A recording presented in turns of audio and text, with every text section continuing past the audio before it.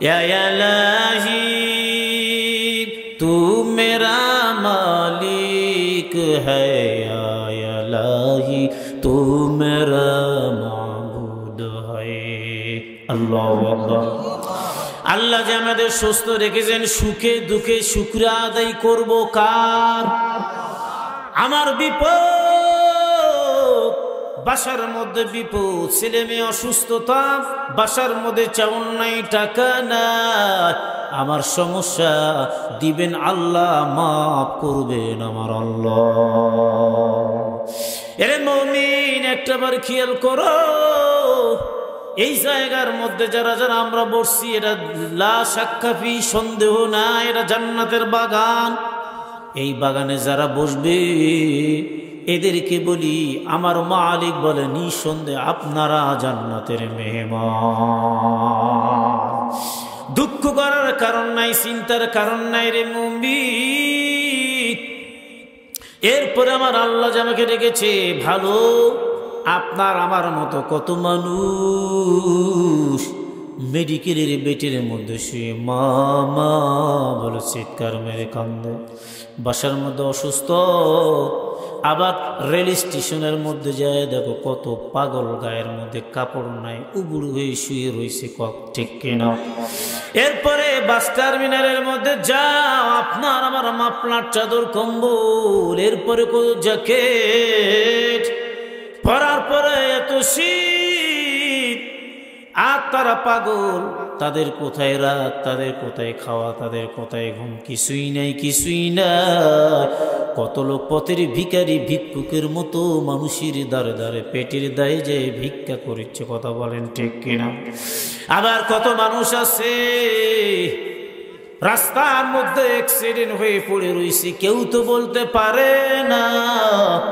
আমার মালিকের কত দয়া, কত মায়া, ওই আল্লাহ আপনাকে আমাকে সুন্দরভাবে সুস্থ বানায়া, নেক নজরে তাকায়া এই জান্নাতি পরিবেশের মধ্যে বসার সুযোগ করে দিয়েছে। আরেকবার দিল থেকে বলি আলহামদুলিল্লাহ। এর মুমিন, আল্লাহ আপনাকে আমাকে কেন শুকরিয়া আদায় করবেন না? কুল্লাউ কানাল বাহরু মিদাদান লিকালিমাতি রাব্বি লানাফিদাল বাহরু ক্বাবলা আন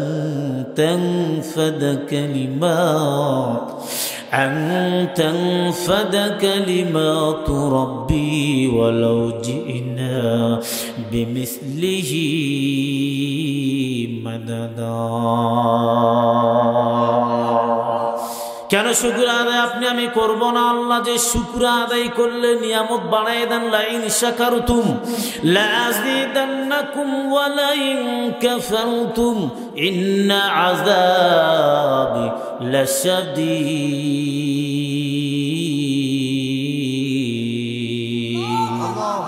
শুকরিয়া আদায় করব কার?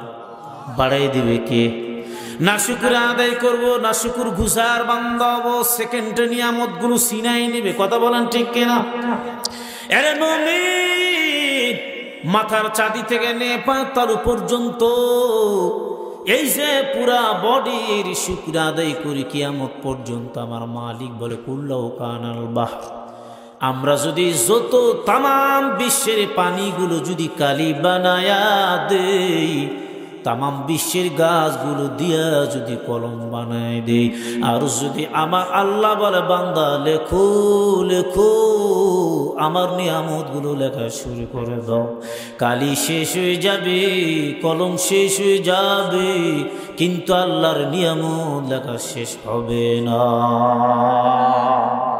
তাইলে আল্লাহ আমাদের পথের ভিক্ষুক বানাইতে পারতেন, ঠিক কিনা জোরে বলেন? আল্লাহ আমাদের মেডিকেলের বেডের রুগী বানাইতে পারতেন, ঠিক কিনা জোরে বলেন?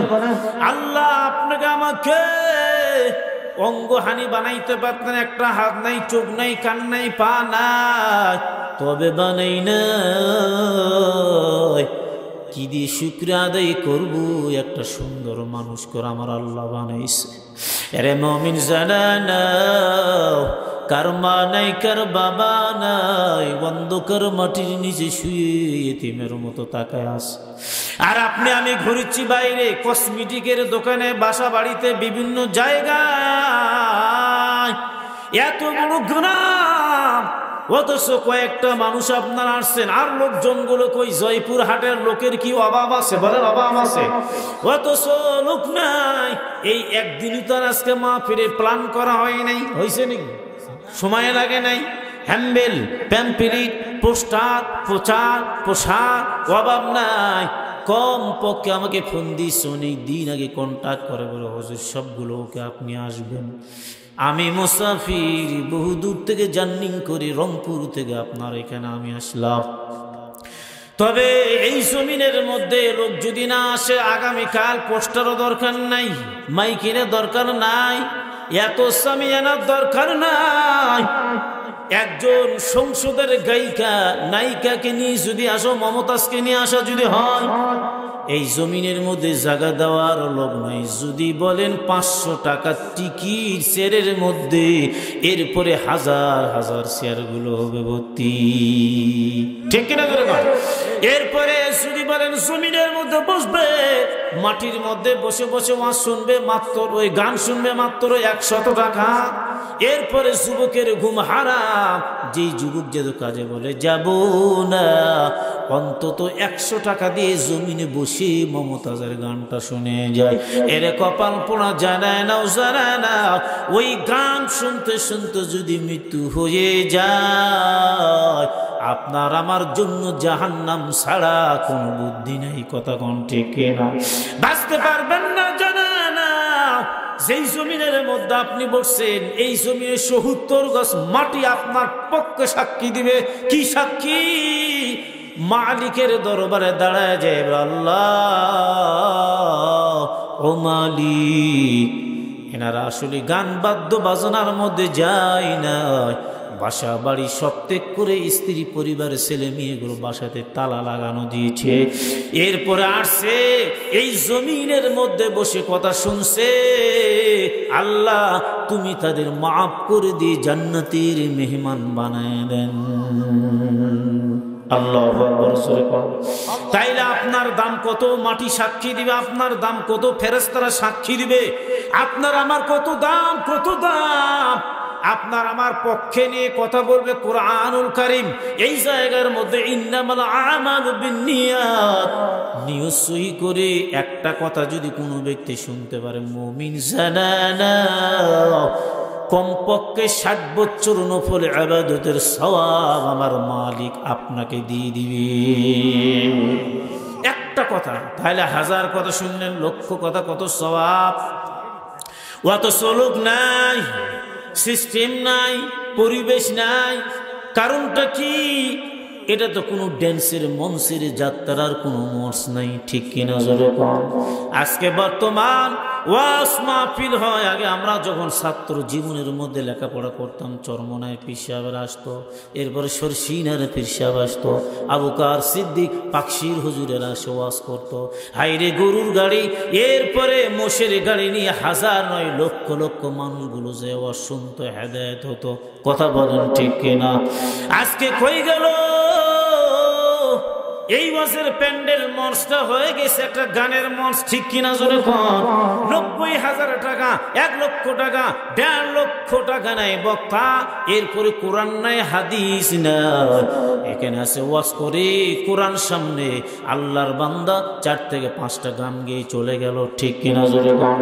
এই বাংলার জমিনের মধ্যে বক্তার অভাব নাই। লিপস্টিক বক্তা, টিকটকার বক্তা আছে না? না আছে? জোরে কোন? মেকআপ বক্তা স্টেজে উঠবে, মেকআপ করে উঠে, আসে না? আছে? জোরে কোন? এই মুমিন কথা বলে, আসে না? আছে। এরপরে লিপস্টিক দেয় ঠোঁটের মধ্যে, বেডি সাওয়ালের মতো, এইরকম বক্তা আছে না? না আছে? জোরে কোন? সারাদিন টিকটক করে আসে, আবার রাতের বেলা মঞ্চ ওয়াজ করে, বক্তা আছে না? নাই। কোরআন নাই, হাদিস নাই। এই যে সরিষা গম নিজের বউর ওয়াজ করে চলে গেল 60 থেকে 70,000 টাকা নিয়ে। এরে মুমিন জানানা, জানানা, এর যদি কোরআন সহি না থাকে, লাহানে জলি যদি হারাম পড়ে পড়া গলত পড়া পড়ে, আমি চ্যালেঞ্জ করে ফতুয়া দিলাম, ওর ওয়াজ করাও হারাম, ওর ওয়াজ শোনাও হলো হারাম। নাউজুবিল্লাহ জোরে বল। এখানে এবার সোজা মাসলা দিয়ে আপনাদের বুঝাই দেই কেন হারাম। আপনি আমি মসজিদের মধ্যে ঢুকছি, প্রথম নম্বরে নামাজ শর্ত হওয়ার জন্য এখানে হুজুর আছে, আলেম ওলামা আছে। এক নাম্বার কারণ আল্লাহর কালাম যদি সহি না থাকে নামাজ হবে না। এরপর ওই কোরআন কারীম উল্টা দিক দিয়ে আপনার জন্য বদদোয়া করবে, ঠিক কিনা জোরে বলেন। এবার আসেন দলিল নান, মুখের কথা তো চলে না। 29 পারা সূরা মুজাম্মিল, আল্লাহু আকবার জোরে বলেন। ওয়ারাত্তিলিল কুরআন তারতিলা,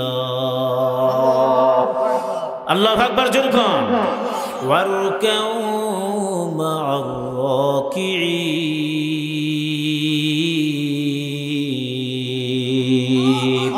এ কালামে জিন্দা কোরআনে হাকিম, হিকমতে উলায়া জালাস্তাকাতিম, জামিউল ইলম ফিল কোরআনে হাকিম, তাকাসারত আনহু ওয়া ফাআমুর রিজাল, বাকা কোরআন কালামুল্লাহ মশানাস কদিমস্তি কদিমস্তি নুইনু, আল্লাহু আকবার জোরে বলুন। এই কোরআনের কত দাম! ও জয়পুর জেলার লোক, জয়পুরহাট জেলার লোক মনে রাখবেন আপনারা, এই কোরআনের কত দাম।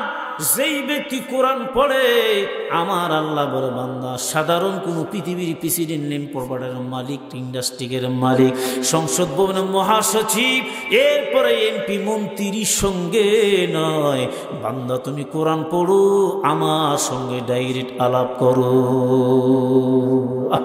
বান্দা সরাসরি মাওলার সঙ্গে গল্প করে, আলাপ করে।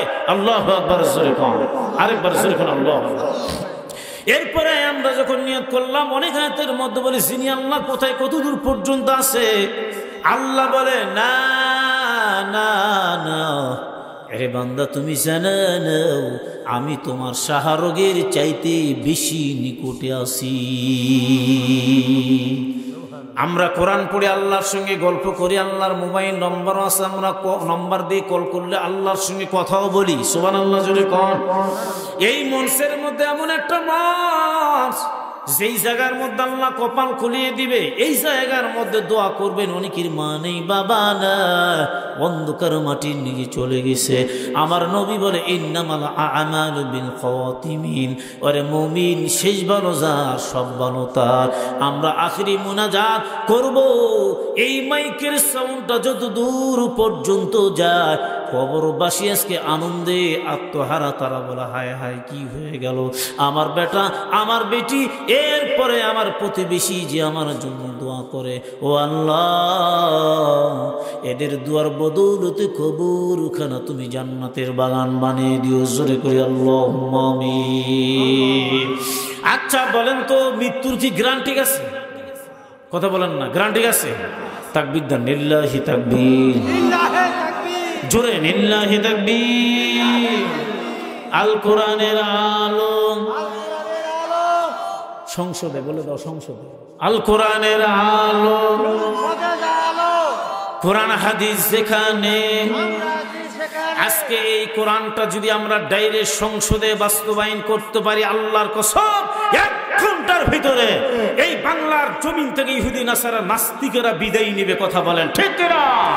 তারা আমার রসুলের বিরুদ্ধে কথা বলে, ইসলাম আন্দোলনের বিরুদ্ধে কথা বলে, জামাত ইসলামের বিরুদ্ধে কথা বলে, এমন নাস্তিক বাংলার জমিনে আছে। আলেম ওলামার বিরুদ্ধে, এরপরে কোরআনের এগেইনস্টে কথা বলে, সাহস পায় কোথায়? আপনার আমার মতো নামধারী মুনাফিক মুসলমান তাদের সঙ্গে অংশগ্রহণ করে। কথা বলেন ঠিক না? তাই বলি, এই কোরআনটা বাড়ির মধ্যে জেলে কোনো লাভ হবে না। জ্বালাচ্ছেন না তো, বাড়ির মধ্যে কোরআনের পরিবর্তে জ্বলছে এলইডি টিভির গান। কথা বলেন ঠিক না? এই টিভির পর্দার মধ্যে চরিচ্ছে পর্দা, বলে কিসের পর্দার ওয়াজ করে হুজুর? সব পর্দা টিভির পর্দা। কথা কোন ঠিক কিনা? তাহলে এই কোরআনটাকে আমরা একটাই স্লোগান, এক প্ল্যাটফর্মের মধ্যে দাঁড়িয়ে যাব। আজকে আমরা বুঝি না কে কি কি দল করে, হানাফি, মালিকি, শাফি, আহলে হাদিস, লা মাযহাবি, আমলিক, বিএনপি, জাতীয় পার্টি, ঐক্য, শাসনতন্ত্র থেকে নিয়ে প্রত্যেকের জন্য এক নবী এবং এক কোরআন, এক প্ল্যাটফর্মের মধ্যে আমরা দাঁড়াইতে চাই। কথা বলেন ঠিক কিনা? আজকে আমরা কাপুরুষের মতো ভিতুর মতো কথা বলি, সুবহানাল্লাহ জোরে পড়ি না, আলহামদুলিল্লাহ পড়ি না, না জানে কি হয় না হয়। বাইরে দেশে চলিচ্ছে গন্ডগোল, যুদ্ধ, মারামারি, ফাটাফাটি, আর বাংলার জমিনের মুসলমান ভয়ে একেবারে কায়েত হয়ে গেছে। কথা বলেন ঠিক কিনা? ভয় করব না, একমাত্র ভয় করব আমরা আল্লাহকে। এই জমিন কার? আইন চলবে কার? আমরা গোলাম কার? আল্লাহ তাআলার বান্দা আমি, জমিন ও আল্লাহ। এই জমিনে চলতে হবে আইনি কারণ তার। ওরে সব ভুলে আসে এক হয়ে যাও, সব ভুলে আস এক হয়ে যাও। ওরে মাঝি মোল্লা এবার সবাই এক হয়ে যাও, যারা মানো আল্লাহ। চিল্লা কোন কথা ঠিক কিনা? সম্মানিত ভাইরা আমার, এই জন্য আমি বলতে চাই, উচিত কথা বলতে গেলে মাথায় ব্যথা। তখন জনগণ বলে এটা একটা হুজুর কি ওয়াজ করলো, রাজনীতির দিক চলে গেল। কথা বলেন ঠিক কিনা? তাইলে আপনি আপনার সন্তানকে কিভাবে লালন পালন করবেন? কোরআন আছে, বিয়ে করবেন, তাও কোরআন আছে। স্ত্রী স্বামী স্ত্রী ঝগড়া লাগবে, কিভাবে সংশোধন করবেন এটাও সূরা বাকারা আল্লাহ জানিয়ে দিয়েছে। বলেন সুবহানাল্লাহ। তাহলে আপনার রাষ্ট্রীয় থেকে নিয়ে, সংসদ ভবন থেকে নিয়ে, আপনার হাইকোর্ট, সুপ্রিম কোর্টের সব কথা কোরআনে আল্লাহ পাক জানাই দিছে, এ টু জেড পর্যন্ত। কথা বলেন ঠিক কিনা? তার মানে এমন কোনো বিষয় নেই যেই বিষয় নিয়ে কোরআনে নাই।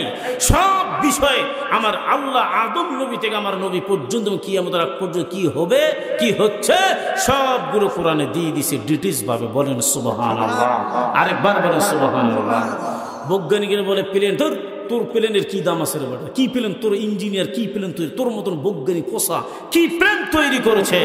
নবী সুলাইমান আলাইহিস সালামের প্লেন কিয়ামত আগ পর্যন্ত তাম পৃথিবীর মানুষকে, বৈজ্ঞানিককে চ্যালেঞ্জ করলাম, কোন বেটা একটা পার্শ্ব বানাতে পারবে না। বলেন সুবহানাল্লাহ।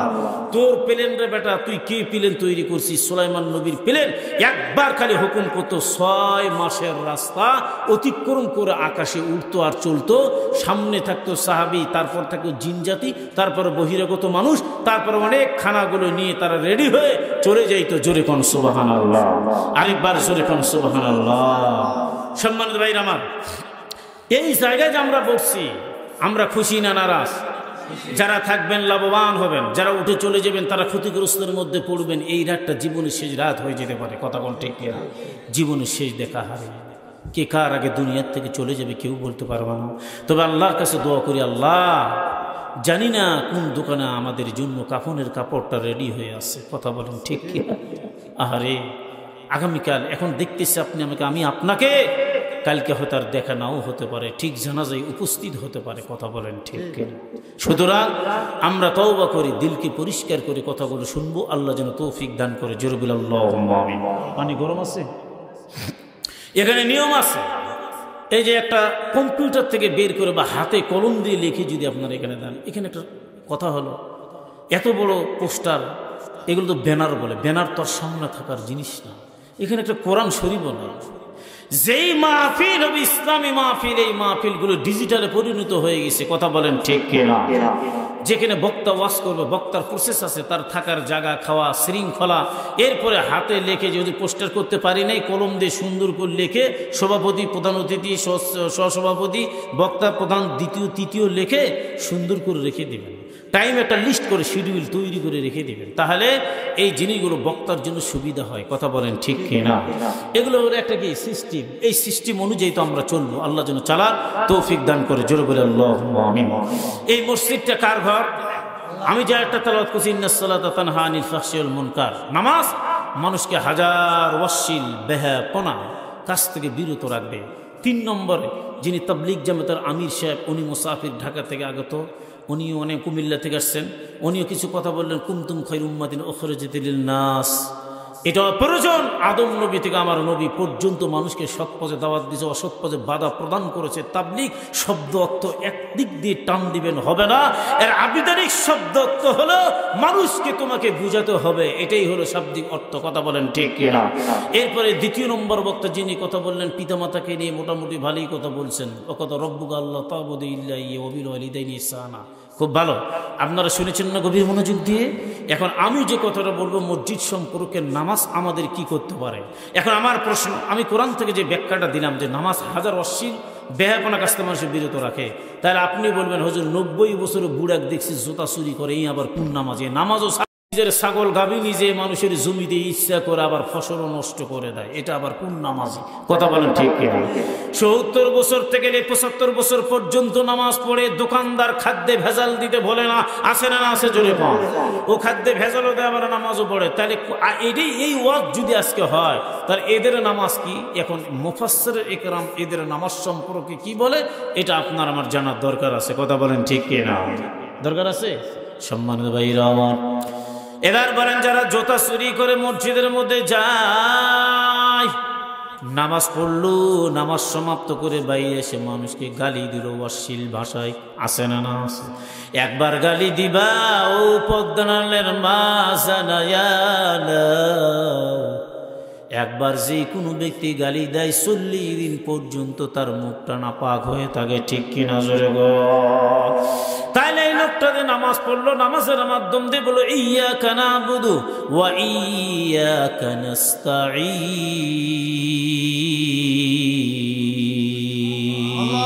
মুকুম সুসতে নামাজে পাঞ্জে গানা, ফাওয়াইলুল লিল মুসাল্লিন আল্লাযিনা মুমিনেরা ইনামাজ ইনতাবিদা ইস্তাঈনু আয়াতে কুরআবখা আয়াতে কদ আফলাহারা ইয়াদিকুন গাবুর কুন্দুর মাআনি সুদিল সাদিকুন। আল্লাহু আকবার, জোরে বলুন। তাহলে নামাজের মতো নামাজ হতে হবে। নামাজি কোনোদিন চুরি করতে পারে না, বাটপাড়ি করতে পারে না, মানুষকে ঠকাইতে পারে না, খাদ্যে ভেজাল দিতে পারে না। তবে যারা নামাজ পড়ে এইরকম অশ্লীল কাজ করে, মুফাসসির ইকরাম বলে তাদের নামাজ নামাজি হয় নাই। কথা বলেন ঠিক কিনা? একজন খাঁটি নামাজি মুমিন কোনোদিন একজন মুমিন আর একজন মুমিনকে ঠকাইতে পারে না। একজন নামাজি খাদ্যে ভেজাল দিতে পারে না। একজন নামাজি রে মুমিন জানে না, নামাজ সমাপ্ত করে ছাগল নিল, ভেড়া নিল, এরপরে গাভীটা নিল, চলে গেল মাঠের মধ্যে, কেউ নাই। এমন মুনাফিক মানুষ আছে বলে কেউ দেখে না, এই মুহূর্তের মধ্যে আমি তার জমির ফসলটা খাওয়াই দেই।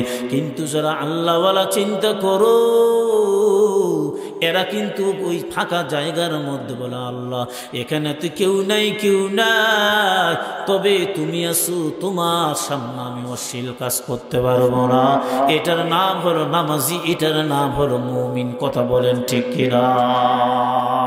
তাই নামাজে কোরআনগুলো শুদ্ধ করবো। ছেলে হাফেজ ছেলের কাছে যান, বৌমা হাফেজা লাইনে লেখাপড়া করছে, বৌমার কাছে শিক্ষা গ্রহণ করেন। শরম নাই, লজ্জা নাই, বরঞ্চ আল্লাহ আপনার সম্মানটা বাড়াই দিবে। সুবহানাল্লাহ, জোরে পান। কেউ যদি নিজের সন্তানের কাছে পড়ে, নিজের মা মেয়ের কাছে পড়ে, তার সম্মান আল্লাহ বাড়ায় দেয়। ও বিরুদ্ধে বাবাসিরা জানায় না, আপনি আমি কোরআন পড়া জানবো, এরপরে কোরআন পড়া শিখবো। আমার নবী বলে তলবে ইলমের খাতায় নাম দিয়া আল্লাহ আপনাকে দিবে জান্নাত। তলবে ইলমের খাতায় নাম দেবে। তাহলে আবার জানতে কোনো সমস্যা নাই, মানতে কোনো সমস্যা নাই। আমি জানবো, আমার সই না হোক, তবে আমি শিখবো। আমি পড়তে না পারি, আমি জানবো। ওই না পড়তে পারলো আল্লাহ জান্নাত দিবে, যেহেতু আপনি চেষ্টা করছেন। আলহামদুলিল্লাহ। একজন মানুষ বড় আল্লাহওয়ালা কোরআন পড়তে জানে না, ওনার বড় আফসোস আর দুঃখ। কোরআনটা বুকের মধ্যে উজু করে যেই ব্যক্তি কোরআন নিল, চোখ দিয়ে হাত লাগাইলো, হাতের সোয়াব, চোখ লাগাইলো, চোখের সোয়াব, জবান দিয়ে পড়লো, জবানের সোয়াব, সুগন্ধি লাগাইলে সোয়াব, এরপরে কেবলামুখী হয়ে পড়লো, তার সোয়াব। একটা কোরআন পড়লে ৭০ প্রকারের সোয়াব আমার মালিক দিয়ে দিবে। এই লোকটা কোরআন পড়তেছে আর কোরআনটা বুকের মধ্যে নিয়ে কান্দে বুক বাসায় দেয়, ডেকে ডেকে বলে আল্লাহ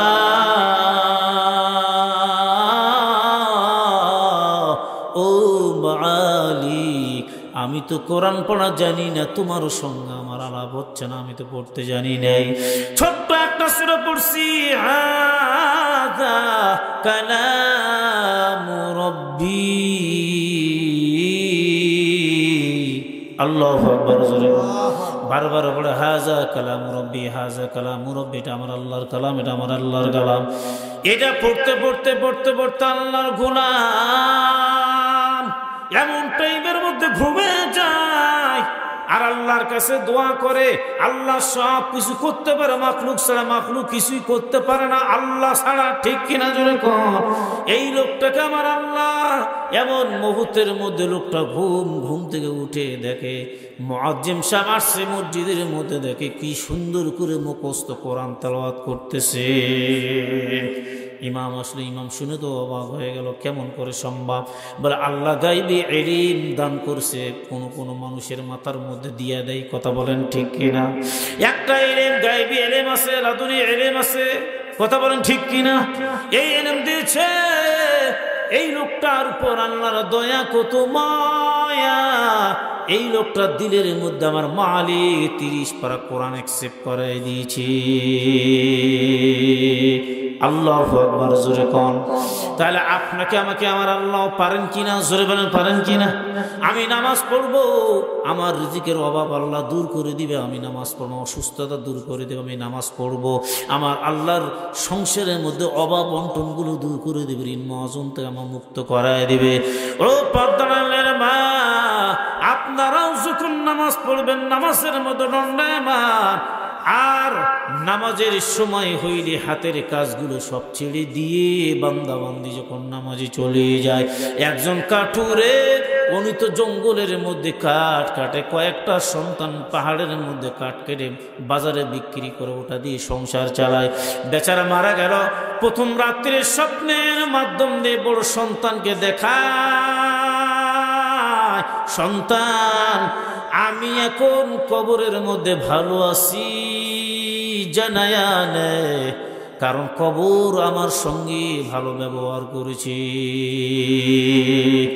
এবার সন্তান বলা আব্বা এমন কি, আপনি তো আলেম না, হাফেজ না, তাহাজ্জুদ গুজারি না, চাস্তের নামাজ পড়েন নাই, আওয়াবিন পড়েন নাই, এশরেকের নামাজ পড়েন নাই, আব্বা গো সালাতুল হাজত সালাতুল তাসবিহ পড়লেন না, কেমন করে কবর আপনার সঙ্গে ভালো ব্যবহার করলো? বলে বেটা জানানে জানায়ানে, আমি যখন কাঠ কাটতাম পাহাড়ের মধ্যে যাইতাম, জঙ্গলের মধ্যে যাইতাম, আমি কুঠার যখন আঘাত করতাম, যখন উঠেছি আর এই মুহূর্তের মধ্যে আল্লাহু আকবার আল্লাহু আকবার, আল্লাহু আকবার, আজান হয়ে গেল, আল্লাহর ডাক, আল্লাহ সবচেয়ে বড়, আল্লাহর ডাক শুনে সঙ্গে সঙ্গে কুটালটা আমি উপর ফেলায় দিলাম, কি পিছন দিক ফেলায় দিলাম, সামনে দিলাম না।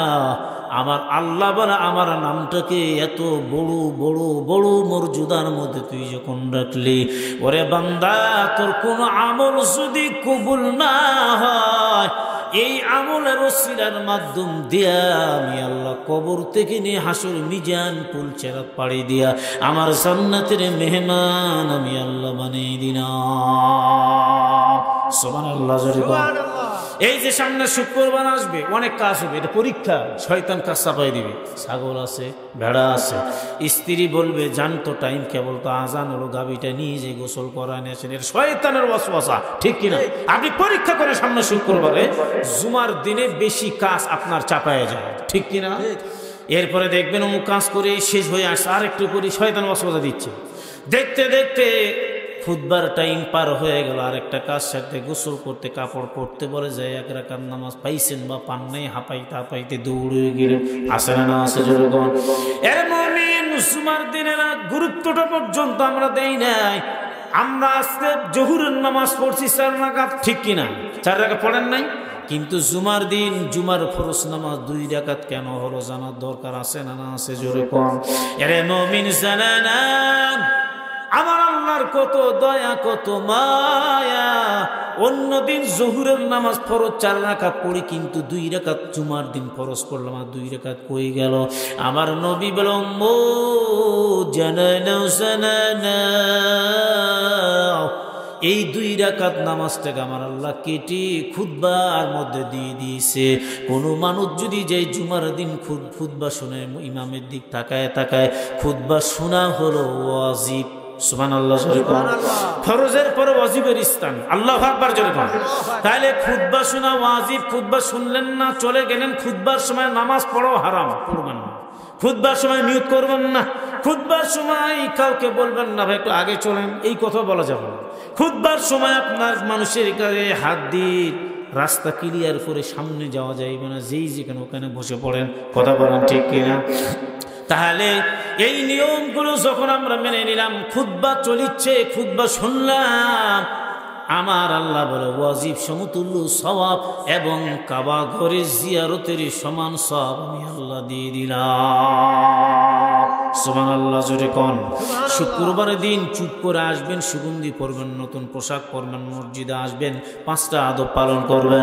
বিসমিল্লাহি ওয়াসসালাতু ওয়াসসালামু আলা রাসূলিল্লাহ। আল্লাহুম্মা আফতাহ লি আবওয়াব রাহমাতিক। ভিতরে ঢুকলেন মুমিন, আল্লাহুম্মা আফতাহ লি বলার পরে ভিতরে ঢুকার পর এই তাকাবার নিয়ত করলেন, যতক্ষণ থাকবেন প্রত্যেকটা নিঃশ্বাসে গুনাহ মাপ আর সওয়াব আমার মালিক দিয়ে দিবে।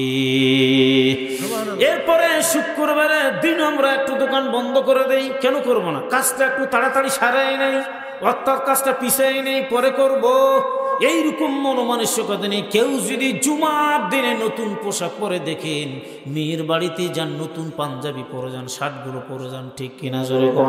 আল্লাহর ঘর কত দামি কত দামি, অথচ ওই ঘরের মধ্যে আমরা ভিজা একটা গামছা ঘাড়ের মধ্যে দিয়ে চলে যা, আসে না না আসে? ছোটখাটো পোশাক পরে চলে গেলাম, এরকম মানুষ আসে না না আসে? যাবেন না রে ভাই, যাবেন না। যিনি বাদশার বাদশা, আমার মালিক, আমার হায়াতের মালিক, তার কুদরতি পার নিজে সিজদালে নম্র ভদ্র একেবারে করো জোড়ো সড়ো হয়ে মালিকের দরবারে সিজদা দেওয়া লাগবে। কথা কোন ঠিক কিনা? আপনি মেনে চললেন, জুমার দিন আসলেন, গেলেন, রাস্তার মধ্যে কথা বললেন না, বিবাদ সৃষ্টি করলেন না। আমার নবী বলে হাত্তাকা ঈদা, ঈদের সমতুল্য একটা আনন্দ বা সওয়াব। আল্লাহর নবী বলে হজের সমতুল্য সওয়াব আমার আল্লাহ আমল নামায় দিয়ে দিবি। এটা হলো গরিবের হজ। এটা কি গরিবের হজ? তাই আজকে আমরা শুক্রবারের দিন অনেক কামগুলো চাপাই নেই, কেন নিব আমরা? জুমার আমরা গুরুত্ব দিলাম না। পর্দানের মা, এবার আপনারা জানেন আপনাদের বিষয়ে কিছু কথা বলার দরকার আছে। কথা বলেন ঠিক কিনা? স্বামী নামাজি না, ছেলে নামাজি না, মেয়ে নামাজি না, কেমন করে স্ত্রী বলে এত বলি কথা শোনে না, নামাজ পড়া না, আমি আর কি বলবো, রাগে আর বলি না। রাগ করা যাবে না। ও পদ্মার মা জানা না, আল্লাহর নবীকে বলছে আবু জেহেল ঈমান আনবে না, তাকে মুহুর মারা হয়েছে। কথা বলেন ঠিক কিনা? মুহুর।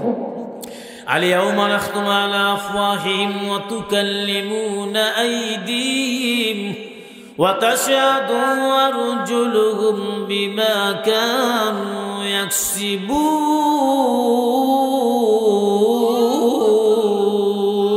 يكسبون. الله أكبر. আল্লাহ যখন কলবের মধ্যে মুহুর মারে, তার জবান বন্ধ হয়ে যায়, হাত সাক্ষী দেয়, পা সাক্ষী দেয়, অঙ্গ প্রত্যঙ্গ তার কৃতিকর্মের সাক্ষীগুলো মাওলার দরবারে দেবে। সুবহানাল্লাহ। এরপরে নবীকে জানাই দিল আবু জেহেল মুহুর মেরে। মুহুর মানে কি? ও আর হেদায়েত হবে না, স্পষ্ট ক্লিয়ার কথা। তারপর আল্লাহর নবী আবু জেহেলের কাছে বহুবার দাওয়াত নিয়ে গেছে, ও হেদায়েত না হোক আমার কাজ আমি করব। জোরে কোন সুবহানাল্লাহ। সম্মানিত ভাইরা আমার, আমার নবী একদিন মসজিদে নববীর মধ্যে বসা আছে। আপনার আমার দায়িত্ব রেখে এবার জানেন, বসা আছে একটা লাশ, খাটলি করে নিয়ে চলে যায়। আমার নবী দেখার সঙ্গে সঙ্গে চোখ দিয়ে টপ টপ করে পানি পড়া শুরু হয়ে গেল। আমার নবীর কান্নার বন্ধ হয় না। সাহাবীরা বলল, নবী গো, আপনি কেন কান্দেন? আর এটা তো লাশ যাচ্ছে, এটা মুসলমান। বেঈমানের লাশ, আপনি নবী কেন কান্দেন? আমার নবী এবার ডাক দিয়ে বলল, সাহাবী জানায়ান, কারণ আমি নবী বেঁচে থাকতে বেঈমান হয়ে এই লোকটা কবরে চলে গেল, এই দুঃখে এই আফসোস নিয়ে আমি নবী কাঁদতেছি। সুবহানাল্লাহ। তাহলে দয়ার নবী, মায়ার নবী, যেই নবী আল্লাহ রাব্বুল আলামিন নিজ হাতে তৈরি করে দোস্ত করে পাঠাইছে, যেই নবীর গায়ে মশামাছি পর্যন্ত পড়া হারাম ছিল, এই নবী একজন ইহুদির লাশ দেখে কান্না করছে। কারণ কি? প্রত্যেকটা নৈতিক দায়িত্ব হলো আপনি আপনার স্ত্রীকে দাওয়াত দিবেন, মেয়েকে দাওয়াত দিবেন, ছেলেকে দাওয়াত দিবেন। মসজিদ বাসার থেকে আসছেন নামাজ পড়ার জন্য, রাস্তার মধ্যে কয়েকজন পোলাপান যুবক যেই যেই ডিপার্টমেন্ট আছে, কেউ মোবাইল টেপে, কেউ দেখেন সিগারেট খায়, কেউ আবার বিড়ি খায়। ও দরবারে যায় বলেন, ভাই আমি তো মুসলমান, নামাজ পড়তে যাচ্ছি, আপনাদেরকে দাওয়াত দিচ্ছি, আপনারা আমার সঙ্গে চলে। বলতে কি পারবো না এটা আমরা? বলেন বলতে পারবো ইনশাআল্লাহ, বলেন ইনশাআল্লাহ। এরপরে পর্দার আড়ালের মা বলার কত বলবো, স্বামী তো রাগ করতেছে, ছেলে কথা শোনে না, মেয়ে কথা শোনে না। আমার আল্লাহ বলে, ইয়া আইয়ুহাল্লাযীনা আমানু লা তুলহিকুম আমওয়ালুকুম ওয়ালা আওলাদুকুম আন যিকিরিল্লাহ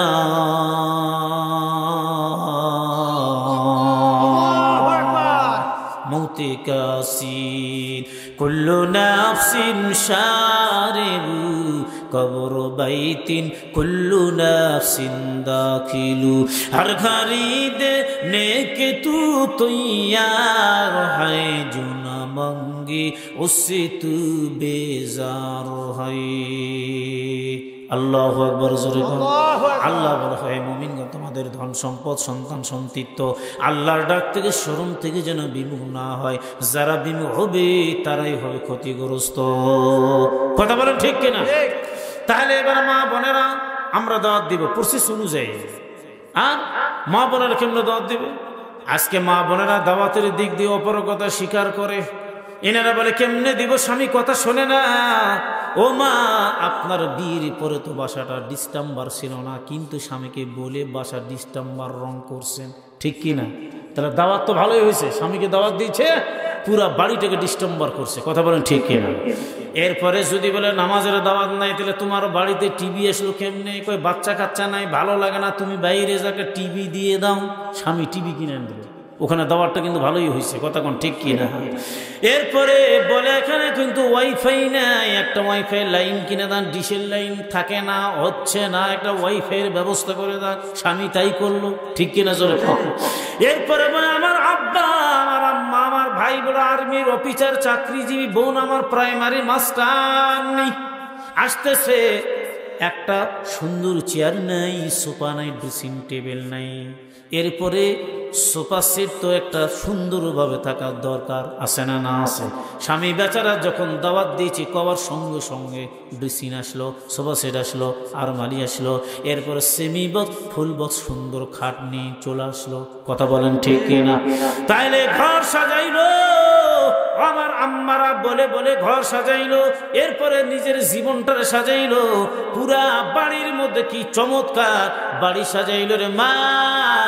একটা বার জানেন আপনার আমল দিয়া আপনার কলব সাজাইতে হইবে। কথা বলেন ঠিক কিনা? ওরে মা, থাকবো না, থাকবো না, আপনি আমি কবরে যাইব, কিন্তু আমল দিয়ে আপনাকে আমাকে কবর সাজাইতে হইবে। আল্লাহু আকবার জোরে কোন। তাহলে এবার আমার আম্মাকে বলে, কষ্ট ছিল আপনাদের, একটু তাকবীর দেন, লিল্লাহি তাকবীর। অল্প সময় শেষ করে দিয়ে মুরব্বী মধ্যে মুজাহিদ বহুদিন ঢাকাতে থেকেছে, তাকবীর আপনি একটা দেন তো, তাকবীর দেখি, জোরে দাও, লিল্লাহি তাকবীর, লিল্লাহি তাকবীর। বাস, দেখছেন, এটা হলো জাপানি পার্স। এটা কি? জাপানি পার্স। আমরা ছেলেরা হলো চায়না, আইসাসি কাল নাই, এরকম সাউন্ড দিলে দুদিনে গলা ভাঙিয়ে ভেঙে শেষ হয়ে যাবে। কথা বলেন ঠিক কি না? এটা হলো সেই পার্টি, একবার 100%। আল্লাহ তাআলা তৌফিক দান করুক, জোরে বলেন আল্লাহুম্মা আমিন। এবার দেখেন পর্দার আড়ালের মাদের জন্য একটা কথা আমি বলতে চাই, দাওয়াতটা কেমনে দিবেন, কেমন করে দাওয়াতের মেহনত দরকার আছে না? না আছে। হযরতে আসিয়া এমন দাওয়াত দিয়েছে, উনি ফেরাউনের স্ত্রীর, তো আপনারা জানেন না?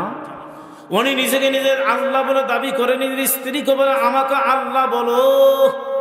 আসিয়া বলে না না না, জীবন চলে গেল ভালো, আপনাকে আল্লাহ বলে আমি মানতে পারি নাই, কারণ আমার রিজিকের মালিক, জমিনের মালিক একমাত্র আল্লাহ। এরপরে তাকে শোয়ায় দিল, হাতের মধ্যে প্রেক মারলো, কাঁটার মধ্যে শোয়ায় দিল। এত কষ্ট, এত কষ্ট। এরপর আল্লাহর প্রতি তার ঈমান ছাড়েন নাই। সুবহানাল্লাহ জোরে বলেন। আল্লাহ পাকের কত দয়া, কত মায়া। আমার আল্লাহ তাকে শহীদের দরজা বরণ করে জান্নাতের মেহমান তার বানাই দিয়েছে। এবার একটা মহিলার কথা বলি, একটা লাশের শনাক্তর কথা বলি। একটা লাশ পাওয়া গেল, যেই লাশের মধ্যে কাফনের কাপড় নষ্ট হয়নি। সুবহানাল্লাহ জোরে বলেন। হাদিসে আছে, আপনি যদি ফজরের নামাজের পর মা বোনের সকলকে আমি বলতেছি, সূরা ইয়াসিন যদি কেউ তেলাওয়াত করে 40,000 বছর পর্যন্ত তার লাশ পচবে না, গলবে না, কাফনের কাপড় একটা স্পটও পড়বে না। জোরে কোন সুবহানাল্লাহ। 40,000 বছর আপনার লাশ অক্ষত থাকবে। আপনি সূরা ইয়াসিন ফজরের নামাজের পর তেলাওয়াত করবেন, সারা দিনের জিম্মাদারি আমার আল্লাহ নিয়ে নিবে। জোরে কোন সুবহানাল্লাহ। ওই মা বোনদের নিবে, আপনারও নিয়ে নেবে। এবার একটা লাশ পাওয়া গেল, যে লাশের মধ্যে কাফনে কাপড়ের কোনো দাগ নাই, পশু নাই। বন্যায় যখন ভেঙে চলে গেল, এবারে লাশটা শনাক্ত করলো। মানুষ মনে করছে লাশটা হবে একজন মহিলা মানুষের। মহিলা দ্বারা লাশটাকে খোলানো হোক, মুখের ব্যান্ডেজটা খুলে দিয়ে দেখতেছে মহিলা ঠিক আছে। এবার দেখে এত চমৎকার, এর মুমিন জানায়া নাও, এই লাশের মধ্যে পশি নেই, গন্ধ ধরে নেই, কাফনের কাপড়টা উপর থেকে সুগন্ধি একটা বের হয়ে আসতেছে। জোরে কোন সুবহানাল্লাহ। এবার দেখে মাথার মধ্যে একটা দাগ, এলাকার মধ্যে জানাজানি হয়ে গেল বলে একটা লাশ পাওয়া গেল। বন্যার পানি থেকে কবর ভেঙে ভেসে এসেছে। কর্তৃপক্ষের কাছে জমা লাশটাকার কেউ কি প্রমাণ করতে কোন গ্রামের লাশ, তবে মহিলা লাশ। একজন মানুষ দৌড়ে আসলো, আসার পর বলে দেখি এতদিনের লাশ কেমনে সুন্দর আছে। তবে বলে দেখার আগে দেখবো ওই আপনি একজন মহিলাকে বলে দেখো তো মাথার মধ্যে দাগ আছে। বলে হ্যাঁ। এবার বলে নিঃসন্দেহ লাশ, কোনো সন্দেহ নাই, ওটা হলো একজন হাজী সাহেব। উনি বলে আমার স্ত্রী। আল্লাহু আকবার জোরে বল। কেমন করে প্রমাণ হয়ে গেল বুঝলাম। বলে আমি একজন ছিলাম নিশাখোর, আমি ছিলাম সুদখোর, মদখোর, মদ খাইতাম। আর আমার স্ত্রী এত ভালো ভালো, কিন্তু আমি তো প্রতিতলা কোয়ার্টারে যাইতাম। কিন্তু আমি একদিন আমার আব্বারে বললাম আমি বিয়ে করব। কোথায়? বলে ওই প্রতিতলা একজন মেয়েকে। বলে সি না বাজান না। বলে আব্বা পছন্দ করছে, আপনার কথা আমি শুনবো না। বাবা রাগ করে ধমক দেয়, এরপরে বাসা আলাদা করে দেয়। বলে স্ত্রীকে নিয়ে থাক, এই বাসার মধ্যে তুই ঢুকতে পারবি না। কিন্তু আমার আল্লাহ যদি ইজ্জত রক্ষা করে, পৃথিবীর মানুষ পারবে না। কথা বলেন ঠিক কিনা? মেয়েটা আসলে ছিল খারাপ। এমন মুহূর্তের মধ্যে এই মেয়েটাকে নিয়ে আসলো। আসার পর বলে মেয়েটা আস্তে আস্তে করে তালিম হয়। অনেক বাড়ির মধ্যে তালিম হয় না বাজান, তালিম হয়। মুসলমান থেকে কিছু কথাবার্তাগুলো মুসলমানদের মেয়ের কাছ থেকে শুনে শুনে শুনে শুনে আমল করেছে। এত সুন্দর আমল, তওবা করেছে। তওবার বিনিময়ে নিজের জীবনটা উৎসর্গ করে দিয়া আমার আল্লাহকে বলে আল্লাহ বাকি জীবন আমি চাই তোমার ইবাদতের মধ্যে কাটায় দিতে। সুবহানাল্লাহ জোরে বল। এবার বলছে স্বামীকে নামাজের দাওয়াত দেন, বাসার থেকে দাওয়াত শুরু হয়ে যায়। তাই নাকি? বলে হ্যাঁ। বাচ্চা তো হয় নাই, স্বামী তো বড় মদখোর। এবার স্বামী যখন মদ খেয়ে মদের কাঁচের একটা বোতল হাতের মধ্যে নিয়ে বাসার মধ্যে ঢোকে, প্রতিদিন বলে স্বামী এইভাবে মদ খাও, মদের বোতল নিয়ে রাত 12টা 1টার সময় বাসায় ঢুকো। নামাজ পড়ছেন? বলে না আমি নামাজ পড়িনি। কেন পড়ে নাই? বলে নামাজের দাওয়াত দেওয়ার সঙ্গে সঙ্গে আমার উপর নির্যাতন, মারপিট, জুলুম শুরু হয়ে যায়। আল্লাহু আকবার জোরে বলো। আমি বিচার দিই আল্লাহ, আমার মা নাই, আমার বাপ না, আমার বিচার করার কেউ নাই, সালিশ করার মানুষ আমার কেউ নাই। আল্লাহ গো, আমার স্বামী আমার নামাজের দাওয়াত দিতে যে মেরছে, কারো কাছে বিচার দিব না, বিচার দিলাম তোমাকে এবং আমার স্বামীকে হেদায়েত করায় দাও। জোরে কোন সুবহানাল্লাহ। আবার দাওয়াত দেয়, দিতে দিতে এমন একদিন আসছে রাতের অন্ধকারে দরজা খুলে বলে, দেখি আজকে আবারও দাওয়াত দিব, দাওয়াত বন্ধ আমি করব না। এবার যখন অনেক মদ খেয়েছে, পুরাটাই মাথা, এবার বলে স্বামী দরজা খুলে দিয়েছি কিন্তু নামাজ কি পড়ছেন? বলে না আমি বলি নেই, নামাজের কথা আমার বলবি না। ওই কাঁচের বোতল এটা হাতের মধ্যে ছিল, এটা নিয়ে পুরা আঘাত করছে।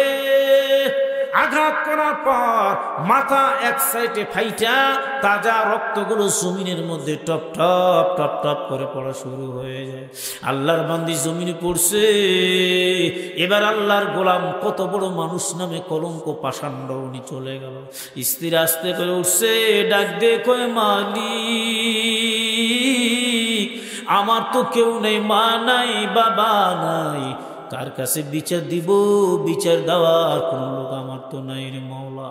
এবার স্বামী বেচারা আসলো, আসার পর উনি কথা বললেন না, বলে আমি কাপড় দিয়ে ব্যান্ডেজ করে আমার স্ত্রী রেখে দিল, তারপর আমি খোঁজ খবর নিলাম না, ঘুমে গেলাম। এরপরে পরের দিন রাত্রিরে আবার আমি মদ খেয়ে আসছি, মাথা ফাটানো অবস্থা, আমার নামাজের দাওয়াত দিয়েছে, তারপর ভয় করি নেই। জোরে কোন সুবহানাল্লাহ। আমি একদিন ঘুমে আসি আর আমার মাথার পাশে আমার স্ত্রী বলে, স্বামী ঘুমাচ্ছি, আমি সারা রাত আর ঘুমাইব না। ও পদ্মালের মা, একটা বার খেয়াল করে দেখো নামাজের দাওয়াত কেমনে দেয়। আল্লাহু আকবার জোরে কোন। এবার ওই স্বামীর মাথার উপরে দাঁড়ায় আল্লাহর জিকির করে আর কখনো নামাজ বন্দেগী পড়া শুরু করে দেয়। এবার স্বামীর মাথার উপর হাত উঠায়, মালিক ও আল্লাহ আমি জিকির করলাম, নামাজ পড়ে তোমার শাহী দরবারে হাত উঠে মোনাজাত করলাম রে মাওলা, আমার স্বামী আমার কথা শুনে না, মেহেরবানি করে আমার স্বামীকে তুমি নামাজি বানায় দান। জোরে কোন সুবহানাল্লাহ। মা আমার মাথা ফাটাইছে, আমার উপর জুলুম করছে, আমার কোনো আফসোস নাই, তবে আল্লাহ বেনামাজি বানায় স্বামীকে কবরে তুমি নিবানা। আল্লাহু আকবার জোরে কোন। এই দোয়া করেছে তখন গভীর রাত। আমার আল্লাহ রাব্বুল আলামিন বলে, বান্দা যত রাত গভীর হয় আমি আল্লাহ সব নিচে আসমানে দোয়ার ভান্ডার নিয়ে বসে যাই। বান্দা তুমি চাইবা, আমি আল্লাহ যা চাইবা তা দেওয়ার জন্য প্রস্তুত আছি। আল্লাহু আকবার জোরে কোন। এবার বেচারা দেখে স্বামীর ঘুম ভেঙে গেল, বলে আমার স্ত্রী আমার জন্য দোয়া করতেছে, কি দোয়া যে করে আল্লাহ। এবার স্বামীর বেচারা মনটা নরম হয়ে গেল, এবার ঘুম থেকে উঠে বিছনার মধ্যে বসায় গেল। সুবহানাল্লাহ। এবার যখন বসে গেছে, ও পদ্মালের মা, স্বামী এবার দেখে বলে, স্ত্রী কান্দে কান্দে বুক বাসায় না, আমার জন্য দোয়া করে, কোনদিন আমার জন্য বদদোয়া করলো না, রাগ করলো না। এবার বলে, আল্লাহ যে স্ত্রী আমার জন্য দোয়া করি, স্ত্রীর কথা আমি কেন শুনবো না? এবার স্ত্রী হাত ধরে রাখতে বলি, স্ত্রী রে জীবনে যা ভুল করছে আর কোনোদিন ভুল করব না, আমি মদ খাইব না, হাতে হাত দিয়ে ওয়াদা করলাম তুই নামাজ পড়ছি আমারও নামাজি বানায় দে। সুবহানাল্লাহ জোরে কোন। এবার দেখেন স্ত্রীর দোয়া, চেষ্টা, মেহনত কেমন কাজে লেগে গেল। ও পদ্মালের মা, আল্লাহ যদি আপনার উপর সোয়াই তাকে হেফাজত করে, পৃথিবীর কোনো মানুষ আপনাকে ঠেকাইতে পারবে না। কথা বলেন ঠিক কিনা? এবার স্বামীকে বলে, স্বামী গোসল করে আসে, উজু করেন, এবার যায় নামাজে দাঁড়ায় দিল। আর একটা যায় নামাজে স্ত্রী দাঁড়ায়া যায়। এবার আল্লাহকে ডাক দিয়ে বলে, আল্লাহ আমার স্বামীকে এত দূর পর্যন্ত আমি নিয়ে আসলাম, যাই নামাজে উঠায় দিলাম, আমার কোনো আর এখতিয়ার নাই, তোমার বান্দাকে কেমনে হেদায়েত করবা, এখন তোমার দায়িত্ব। সুবহানাল্লাহ। এবার দেখেন উনি হুজুরের কাছে গেলেন, নামাজ পড়লেন, আমল আখলাকগুলো ঠিক করলেন, ইবাদত করলেন। বলে আমার দাড়ি ছিল না, দাড়ি দেখতেছেন। উনি বলতেছে কর্তৃপক্ষকে লাশের সামনে, আমার পাগড়ি ছিল না, পাগড়ি দেখতেছেন। এরপরে জুব্বা ছিল না, জুব্বা গায়ের মধ্যে একমাত্র আমি কেউ না, আমার স্ত্রী হলো সব কিছুর বিষয় আমার অবদান। আল্লাহু আকবার জোরে কোন। আরে মুমিন ও পদ্মানের মা, জানেন আপনাকে ইজ্জত সম্মান আল্লাহ বাড়ায় দিবে, দাওয়াত দিবেন, মেহনত করবেন, পর্দায় থাকবেন। যেই মেয়ের মাথার মধ্যে দাইমে পরো মাথায় কাপড় থাকে, ওই মেয়ের সম্মান আমার আল্লাহ বাড়ায় দেয়। যেই পুরুষের মাথার মধ্যে টুপি থাকবে, আমার আল্লাহ সম্মান বাড়ায় দিবে। যতক্ষণ টুপি থাকবে রে ভাই, জানায় না আমার আল্লাহর পক্ষ থেকে অগণিত রহমত বান্দার মাথার উপর বর্ষিত করায় দিবে। আল্লাহু আকবার জোরে কোন। এই জন্য আমরা নিজে নামাজ পড়বো, মসজিদকে ভালোবাসবো। মসজিদে যত মানুষ নামাজ পড়ে, ফেরেশতারা নামাজ পড়ে, আপনি মৃত্যুর উপর আপনার একটা অংশের সোয়াব ওই কবর আল্লাহ পৌঁছায় দিবে। কারণ আপনার টাকার ইট, রড, সিমেন্ট, টাইলস সবগুলো লাগানো হয়েছে। যতদিন মসজিদ থাকবে আপনার কবর আল্লাহ সোয়াব পৌঁছায় দিবে। কবর জান্নাতের বাগান বানিয়ে দিবে। জোরে কোন সুবহানাল্লাহ। আরেকবার জোরে কোন সুবহানাল্লাহ। তাহলে এই মসজিদ আল্লাহর ঘর, এটা ধ্বংস হবে না। কারণ মসজিদ যখন যাবে না, পৃথিবী ধ্বংস। কুল্লু মান আলাইহা ফান ওয়া ইয়াবকা ওয়াজহু রাব্বিকা যুল জালালি ওয়াল ইকরাম।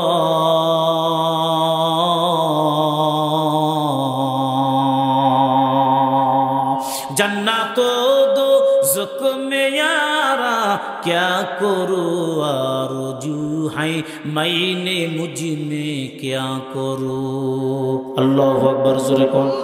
এই মসজিদ বলে আল্লাহ ও ফেরেশতা জানে রাত, আমাকে যারা খোরাক দিয়েছে এই মুসল্লিদেরকে নিয়ে আমি আল্লাহর জান্নাতের মেহমান হতে চাই।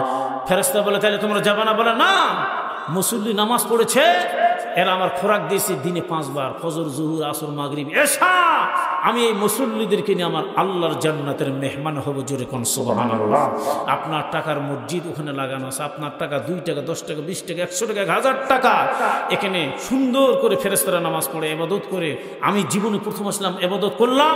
আপনার দাদা দাদি, নানা নানি যারা চলে গেছে, যাদের টাকা এখানে আছে বা আপনারা দিয়েছেন, তাদের কবর আল্লাহ একটা অংশের সওয়াব হলো পৌঁছায় দিচ্ছে। জোরে কোন সুবহানাল্লাহ। আরেকবার জোরে কোন সুবহানাল্লাহ। এই জন্য আমি বলতে চাই পদ্মার মাদেরকে, আপনারা দিন জিন্দা রাখেন, নামাজ পড়েন 5 ওয়াক্ত, এরপরে মসজিদকে ভালোবাসেন, মসজিদ আল্লাহর ওলিদেরকে ভালোবাসেন। সুদ ঘুষ খাবো না, মিথ্যা কথা বলবো না, বেহায়া বেপর্দা ভাবে আমরা ঘুরবো না। ওয়া আকিমুস সালাত, কোরআনে যেখানে ওয়া আতুজ যাকাত, যেখানে নামাজ সেখানে যাকাতের কথা বলেন, ঠিক কিনা? তাহলে আপনাকে যাকাত প্রদান করতে হবে। এই জমিনে যদি আল্লাহ ধান না দেয়, আপনার আমার বাবার ক্ষমতা আছে জোর করে ধান নিতে পারবো? আলু যদি আল্লাহ না দেয় জোর করে পারবো? গাছে ফসল না দিলে জোর করে পারবো?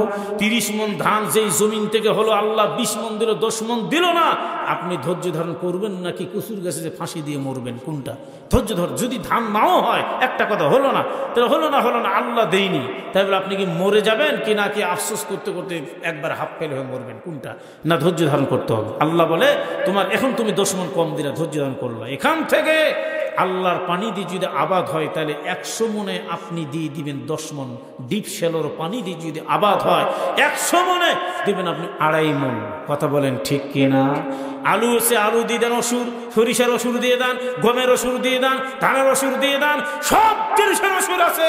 11 মাস আপনি খাইলেন, সামনে রমজান মাস, আপনার শরীরের অসুর আছে, জাকাত আছে, একটা মাস আপনি খেতে পারবেন না। কথা বলেন, ঠিক কিনা? এটা শরীরের জাকাত, শরীরের অসুর, অঙ্গ প্রত্যঙ্গর সব কিছুরই অসুর এবং জাকাত পুরা একটা মাস আল্লাহ আদায় করে নিয়েছেন। জোরে কোন সুবহানাল্লাহ, সুবহানাল্লাহ। এই জন্য মসজিদটাকে সুন্দর করেন, মসজিদমুখী হয়, নামাজ পড়েন। এই ওয়াজ মাহফিলগুলো হচ্ছে মন খারাপ করবেন না। যত হবে ইমান তত মজবুত হবে, মানুষ তত জানতে শিখবে। আপনার গ্রামে আওয়াজ হবে, এনারা যাবে, এনাদের গ্রামে আপনারা আসবেন। হিংসা বিবাদ সবচেয়ে বড় মারাত্মক, আপনাকে ধ্বংস করে আপনার হিংসা। আল গীবত আসাদ্দু মিনাজ জিনা, 2 নম্বর গীবত করা। যে গীবত করলো সেই জেনার সমতুল্য পাপ করলো। জোরে কোন নাউযুবিল্লাহ। আল্লাহর নবী বলে তুমি খিলন করো। খিলন বোঝেন তো আপনারা? খিলন ইয়া রাসূলুল্লাহ, আমি উটের গোস্ত খাই নাই, আমি তো গরুর গোস্ত খাই নাই, আমি খিলন করবো কেন? গত রাত্রে তুমি মরা ভাইয়ের গোস্ত খাইছো, গত রাত্রে মরা ভাই। কেমন কথা, মরা ভাইয়ের গোস্ত খেলাম মানে? তুমি গত রাত্রে অমুকের গিবত করো নাই? বলে হ্যাঁ। যেই গিবত করলো সেই মরা মানুষের মরা ভাইয়ের মাংস খাইলো। জোরে কোন নাউজুবিল্লাহ। রাসূল নিজে বলে তুমি খিলন করো, তোমার দাঁতে গোড়ালতে দেখছি মাংস লেগে আছে। তাহলে আমরা কেন গিবত করবো? আল্লাহর নবী বলে একজন অনুপস্থিতির ভালো দিক বর্ণনা করো, আর যার দোষ আছে তার সাক্ষাতে তার দোষটা তুলে ধরো। এটাই হলো মুমিনের পরিচয়। কথা বলেন ঠিক কিনা? নিজের দোষ দেখেন, অন্যের গুণ দেখেন, নিজকে ছোট মনে করেন, অন্যকে বড় মনে করেন, আল্লাহ আপনাকে বড় বানাই দিবে। জোরে বলেন সুবহানাল্লাহ। কেন হিংসা করবেন? অমুকের ছেলে ইঞ্জিনিয়ার, আপনার ভালো, আপনার গ্রামের ইঞ্জিনিয়ার, গ্রামের ডাক্তার, আপনার ছেলেকে এই শুকরিয়া আদায় করার কারণে একদিন না একদিন আল্লাহ হাফেজ বানাবে, আলেম বানাবে, ইঞ্জিনিয়ার ডাক্তারও বানাই দিতে পারে। কথা বলেন ঠিক কিনা? কেন বানাবে? আপনার ভেতরে হিংসা নেই। অমুকের ছেলের উপর দোয়া করেছেন, যার কারণে আপনার ছেলেকে আল্লাহ ইঞ্জিনিয়ার বানাবে। আর আমরা বলে অমুকের জামা ইঞ্জিনিয়ার, অমুকের বেটা ডাক্তার, কি একটা বলে না, ভালো না, সেরকম পজিশনে নাই। এই যেটা হেউ প্রতিপূর্ণ করলেন, হিংসা করলেন। হিংসুকের দোয়া ইবাদত জীবন আল্লাহ কবুল করে না। জোরে কোন নাউজুবিল্লাহ। হিংসা করবেন না, গীবত করবেন না, এগুলো তো দূরে থাকেন। আপনি যে হাত দিয়ে টাকা দান করলেন মসজিদে, এটা সরাসরি আল্লাহর ঘর, বাইতুল্লাহ। এই ঘরে নামাজ পড়বেন, আপনি বাইতুল্লাহকে সম্মান করলেন। জোরে কোন সুবহানাল্লাহ। আল্লাহ আপনার টাকা আগুনে পুড়বে না, পোড়াইবে না, পানিতে নষ্ট করবে না। এই টাকার অ্যামাউন্ট আল্লাহ বিশ্ব অ্যাকাউন্টে জমা করবে। হাসরের মাঠে এত সওয়াব আল্লাহ। হ্যাঁ, এগুলো